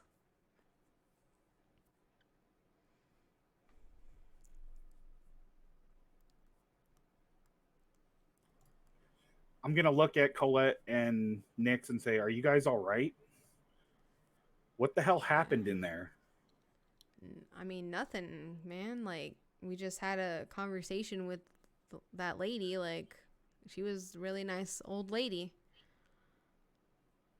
I didn't know. Nice old lady? What kind of nice old lady has 3 guards?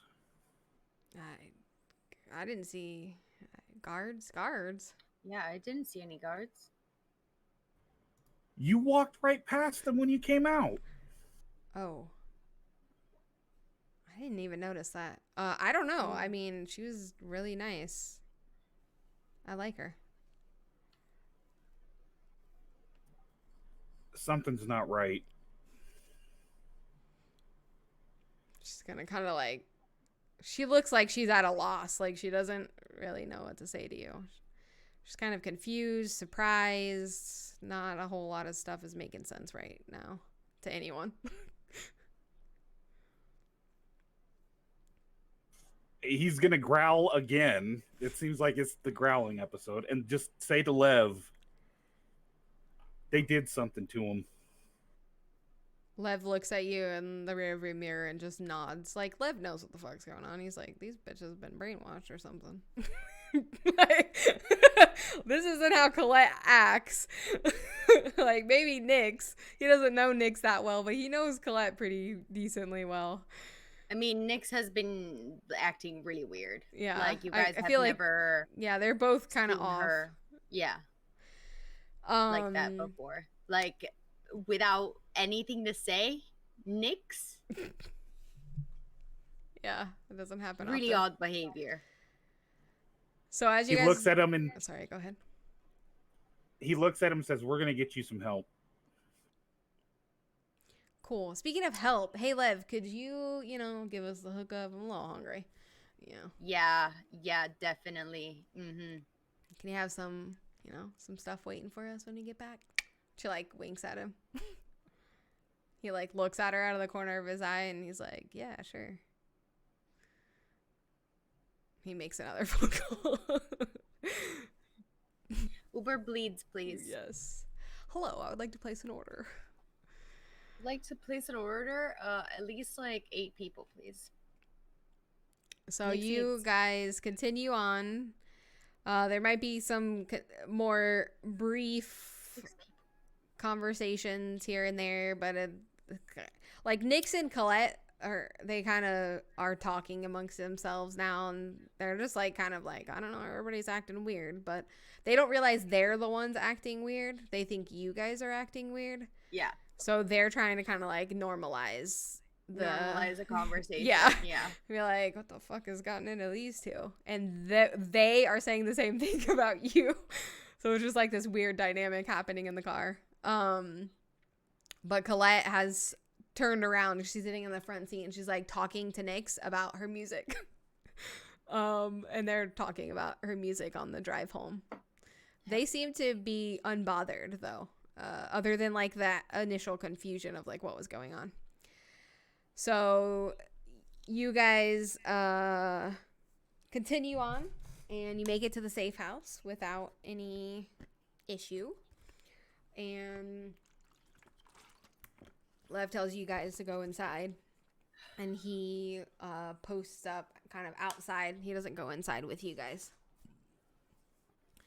And after, are you going to go inside with the girls, or are you going to stay outside with Lev?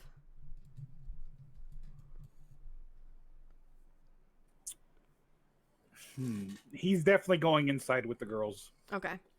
You all kind of go inside, and in the time of like the questioning stopped and the rest of the drive home, like they sort of have kind of like snapped out of that weird behavior, and they're kind of acting more like themselves and just talking to each other and stuff and having just casual conversations. And they go into the house, and Lindsay's like, I'm gonna go upstairs. Let me know when, food arrives. And she trots upstairs to go to her room.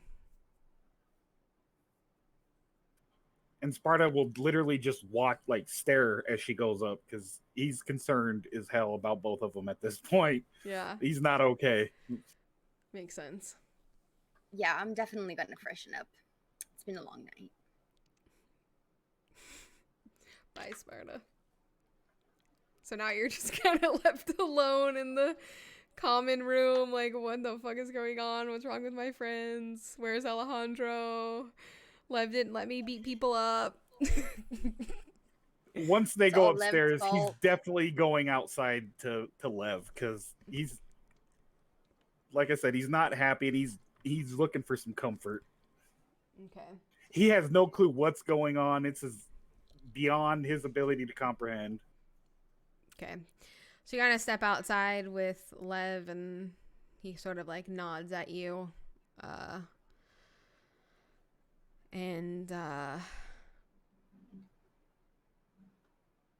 It's like, so what exactly happened before you called us? It was supposed to be like an easy thing. I just wanted to go in hard and fast, but they wanted to go in and talk. So those two knocked on the door, and this lady opened up and invited them in, which I wasn't okay with. And I wanted to go in after that, but Alejandro talked me out of it. And then 3 people showed up out of nowhere. And then that's when I called you. And then after that, I got closer once you told me to get closer. And I looked over, and somebody had grabbed Alejandro by the neck. I couldn't see who, but all of a sudden they were both just gone. And then all of a sudden Nix and Colette just come out, and they're acting so weird. Like, what the fuck happened to them? Why can't they remember what happened? I don't know. I have seen something like this before, but I really hope that's not what's happening here. And his voice kind of like trails off. Can it be fixed? I'm actually not sure. To be honest, Off game, only an excellent roll against it, and it might ruin the memory forever yeah, but if it goes wrong. Lev wouldn't really have knowledge of that. But yeah, probably the only person, like the only kindred that could do it, probably is Catalina. Successfully. I'll say to Lev, we should have went with my plan. We should have just went in. I knew they shouldn't have gone in alone. It's fine. Everything's gonna be okay. Lindsay always takes care of us. You know this. He sort of like looks at you and gives you a reassuring nod.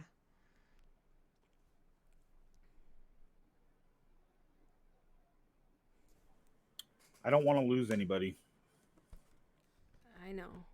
Let's try not to think that far ahead. As soon as Nyx goes upstairs and she sees Colette going in her room, she'll go in her room, Mm-hmm. go to the bathroom, turn on the shower, and she'll text Colette and be like, "Do you think we can leave tonight? We have a few hours." Colette answers and says, let's see what information we get in regards to Alejandro. I'm not sure if they're on us or not. But get ready just in case. Okay. I'll pretend nothing is happening and delete everything. And she proceeds to delete it. Right. Colette does the same. Anytime you guys are gonna have these little secretive, weird memory conversations, you can assume that the messages are always getting deleted on Colette's phone. All right. So after like 10 minutes or so, your people arrive, your willing volunteers. There is a handful. There's about 12 people. Lev wasn't sure how hungry you guys were. Very hungry. I need Definitely 6 hungry. Yeah. So No, I guess 4 people. they all kind of like funnel into the house. Colette comes downstairs and like tells a couple people to go with her. She goes up to her room with those people. And then what are you guys doing? Yeah, whenever dinner is ready, I'll come downstairs, pick the most attractive 4, and bring them up with me. Okay.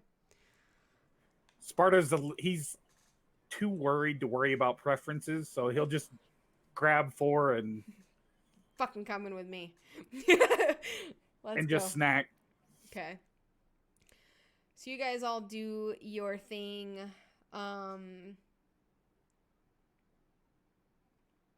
So each of you get 4? Yeah? Okay. Is that what the math? I can math. Yeah. Okay. Each of us gets 4, yeah. So, Sparta, you kind of like do your thing. You're like the fastest out of the bunch. And you send your people along the way. And you're hanging out in the common area like you always are at this time of night. And you notice from Colette's room, only 3 people leave. 4 went in. Only 3 left. You're not really sure what else is going on in that room up there. But you only saw 3 people leave. Mine all 4 leave. If I notice that, is Lev still there, by the way? He's outside. He hasn't come in the house at all. I'll immediately go talk to him about it. I'll be like, 4 went in, but only 3 came out. Should we be worried? Maybe she wants to have a sleepover. I don't know.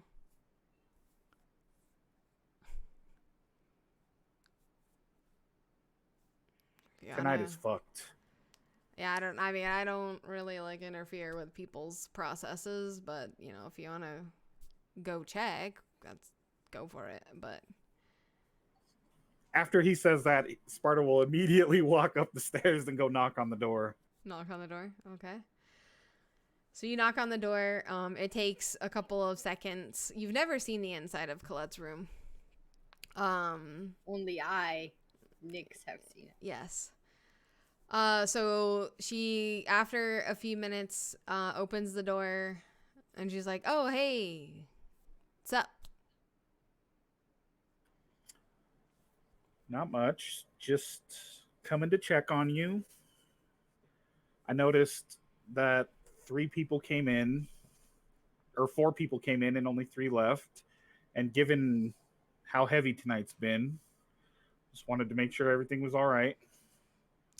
Yeah, you know, and in the bathroom, you can hear the shower running because she does have a bathroom in her room. Her room seems to be like the master suite, which her room's really nice. But it has a bathroom attached to it. And in the bathroom door is closed, but you can hear the shower running. And she's like, yeah, every now and then I just like to have a little fun, extend, the whole process. But, they're freshening up. Are you sure you're all right? I feel great. Are you okay? Fuck no. We definitely should have gone with my plan. I should have been in there with you guys. Yeah, whatever you say, man. I'm gonna, get back to it, so. Fine. But if you need anybody, I'll be just downstairs. All right, yeah, you got it. He'll kind of look at her and then kind of start to walk away and then kind of look back and then kind of just walk she's down the just kind stairs. of It's like closing the door. She closes the door. You retreat back downstairs. Does Nyx come out of her room, or is she just like in her room for the night? Because it is close to the end of the night for you guys. yeah, no, she doesn't come back out after she lets the other ones go. Like she'll probably just like be in her room writing, honestly, at this point. Okay. So Sparta, you are left sort of alone. Well, you are alone. I just hop on the couch. Lev is outside doing his job. What is Alejandro doing? I'm about to get to that. So, we're going to transition to Alejandro. And what is going on? I'm gonna be taking out my contact lenses because they're killing me. Okay, go for it. Because I have not slept for a little while. So Sleep is important. So, Alejandro, your conscious is aware of everything that's going on. Like your mind is completely unaffected, but you just physically can't move because you've been staked. You also, like I said, you recognized Penelope's voice. You do know that it is her that has done this and has sort of taken you. She didn't go that far when she took off. She rounded the building and kind of ducked into a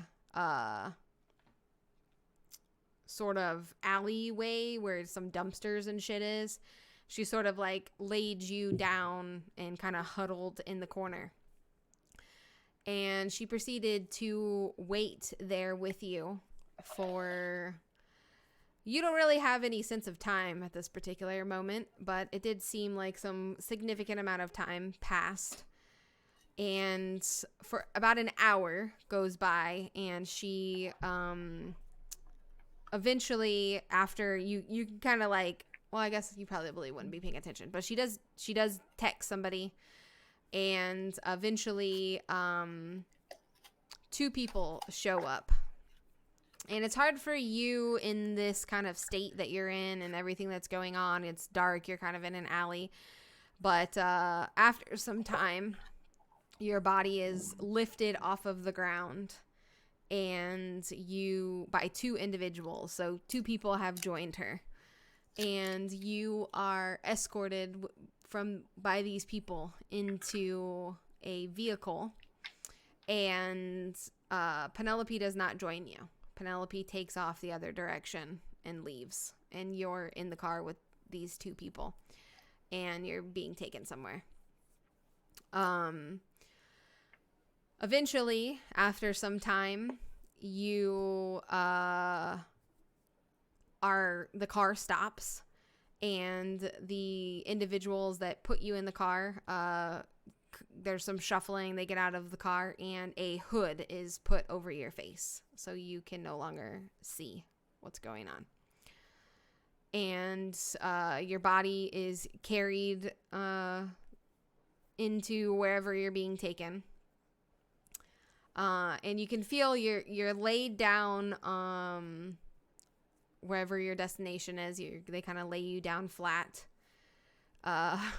They rip the stake out of your heart and simultaneously rip the bag off of your head, and you hear a clang of a very large metal iron door closing. And as you're sort of looking up and taking in your surroundings, you are now in that very same jail that Sparta was in just a few nights before.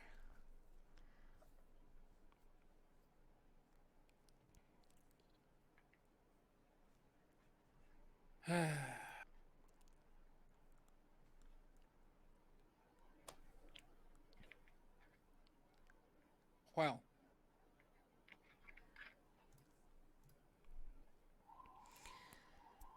You see, now that you can see, I'm assuming you're kind of looking around trying to figure out where the fuck you are and what's going on. You can see those same familiar guards that you've seen quite a few times now, the male and the female. One's posted up at one end of the hallway, one's posted up at the other end of the hallway. You're very clearly in some sort of jail. It looks very dungeony. Doesn't look like any type of jail you've ever seen or been to or experienced in your time, but it's a jail. It's a prison of some sort. And as you're kind of looking around, you can see across from you, there is across from you and one cell over, there is someone in there. And then beside you, there's this nasty looking fella. Looks fucking gross. Even you were grossed out by him. And he is laying on that same slab that you were on as you sort of sit up and look around. He's laying on the slab in his, and he looks like disgusting. Like he's like a dead, rotting body beside you, in the cell beside you.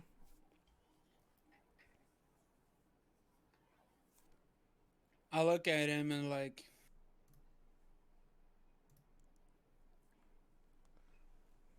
what the fuck is this? And who the fuck are you? You say that to him, the rotting guy? Mm-hmm. Yeah. There's no response.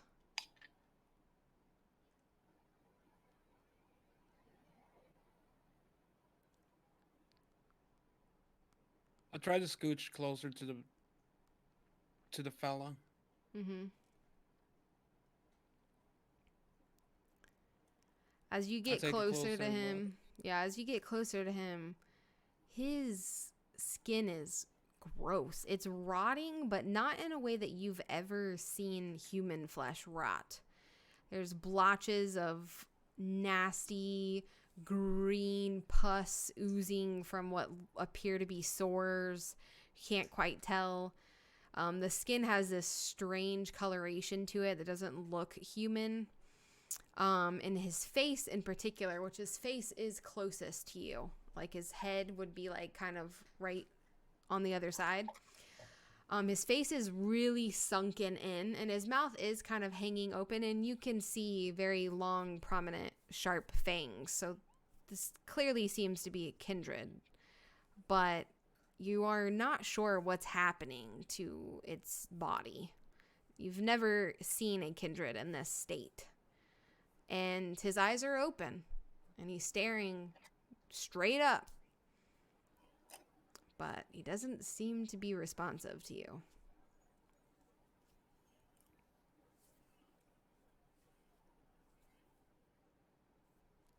What the fuck is going on? Is this guy dead?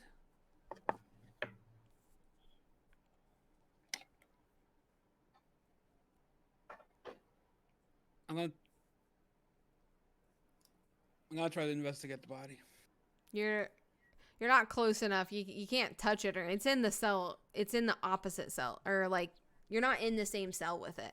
So there is like a big iron thing. I mean, I'm assuming you're gonna try to like stick your arm out, but he is just without like just out of your reach to like really touch him and be like, "Hey, bro, you okay?" Clearly you're not okay, but you know, are you okay? But he's a little bit too far to really, and you're getting as close as you can to kind of stand and investigate. He looks in really rough shape. He does have clothes on him. His clothes, one thing that you will notice is his clothes seem really old. They remind you of clothes of like similar style to like what Catalina wears in that like older era. He has this like kind of looks like a suit of some sort, possibly even like an officer's suit. Like maybe he was some type of officer, but it's really old fashioned. And it looks like even his clothes are kind of old and kind of decay looking and strange.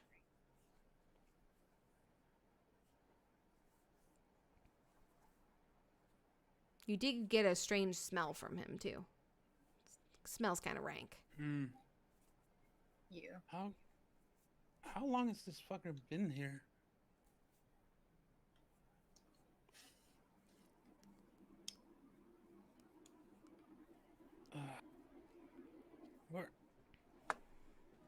Where the fuck even am I?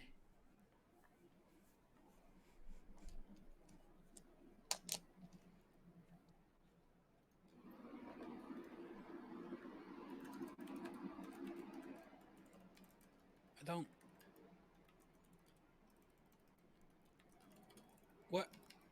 What even? I don't.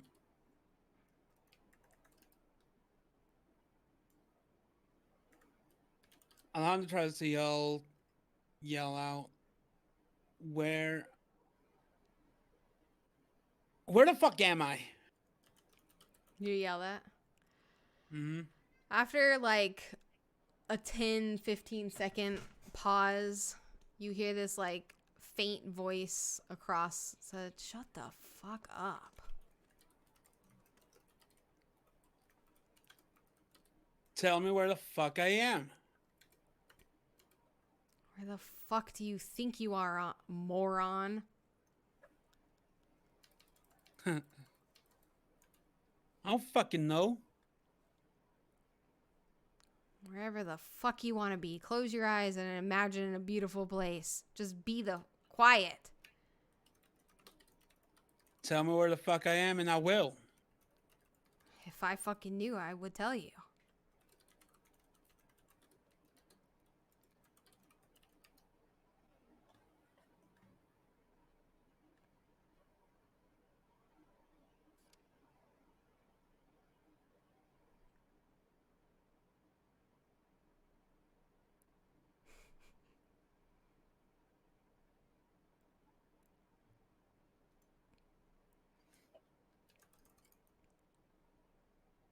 Ay. Hey, guards. The female that's standing closest to your cell looks at you. What is this place? And why the fuck am I here? She responds and says, "I am not authorized to answer your questions." And looks straight back down the hallway. Then who is? There's no answer. That's another question.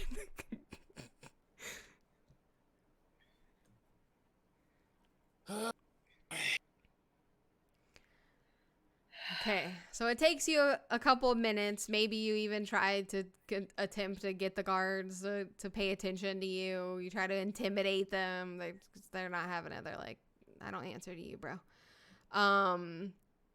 And the other person in the cells with you keeps telling you to shut up and that you're ruining you're ruining their time at the farm is what they keep telling you. You don't know what the fuck that means. But they keep saying that. They want you to be quiet because you're ruining their time at the farm. After I'd say, about 20-30 minutes, probably even more, just like when Sparta was in this space, you're not really sure how much time is passing. There's not a whole lot. Your cell phone has been taken. There's nothing on your person. There's no real way to tell how much time has gone by.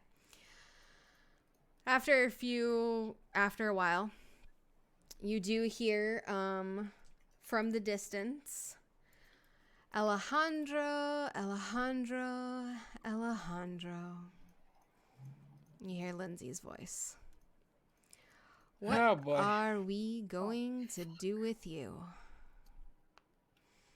And as soon as she says that, you can see her appear down opposite of you, the hallway.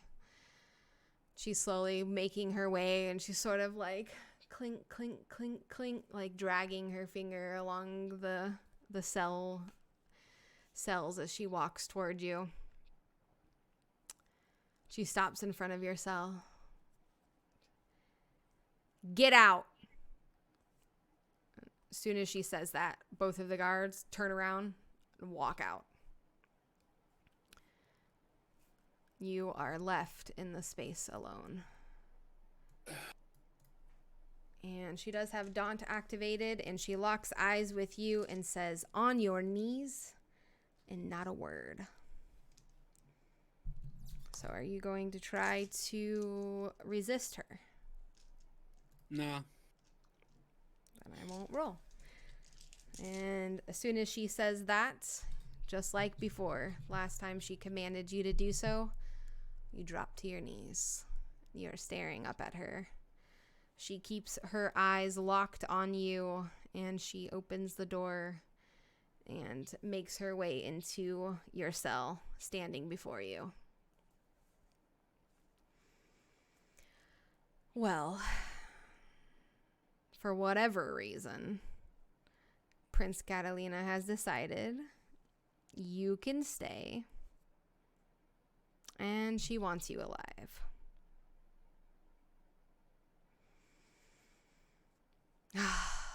What a disappointment. I was so excited to see what you might taste like. Wait, what? You can't talk. She said not a word. All that rage boiling inside you. Some of those abilities of yours could have been of great use to me. Oh, yes. Exactly what you are thinking is precisely what I mean. You see, there are not many ways a Ventru is able to do this. And she lifts her right hand, and as soon as she says that, she sort of moves her fingers like this, and you see these long, claw-like talons Oh, pop out of her fingers. You'd recognize that this is an ability that typically only a gangrel can do. You know Lindsay is not a gangrel. She sort of looks at her hands. She slowly bends down in front of you. She runs her finger, her claw, now that is now out, along your jawline, piercing your skin. You do grimace. It hurts. You're already in pain. It hurts. Blood is now flowing from the wound that she's just now opened in your jaw.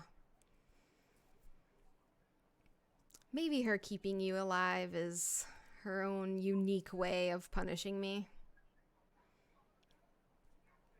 Telling me I'm the problem child without telling me I'm the problem child.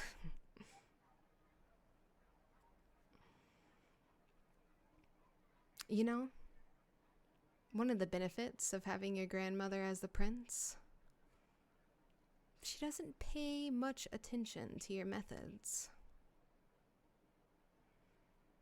Her trust knows no bounds. She's known me all of my own life, from the moment I was embraced. Hell, she even taught me how to be this way. How to make others live in fear, bend their knees unwillingly. She's gone soft in her old age, much to my surprise. But I've got quite a few centuries left in me. She's She's going to start to remove her jacket. Roll up her right sleeve. Anyway, I did make a deal with dear old grandmother. I told her that if you were to remain in the city, I was not going to wait around for you to decide to be obedient. I was just going to make you. As soon as she says that, she holds her wrist out to you and says, "Drink up."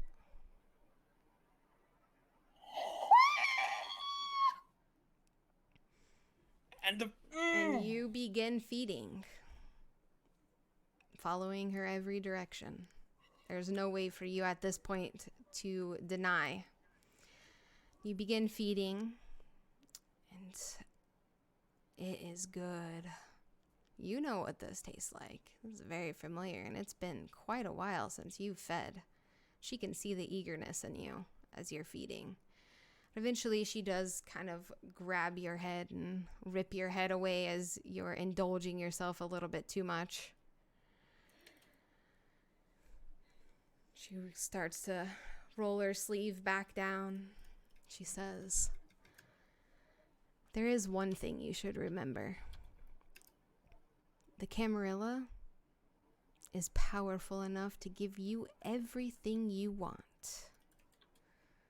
But it is also greedy enough to take everything you have."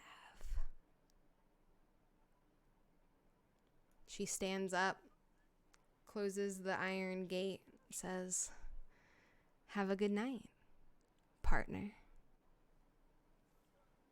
and walks out of the cells.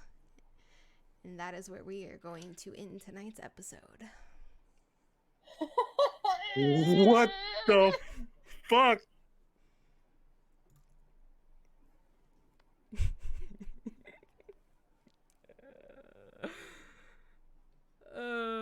What the fuck? The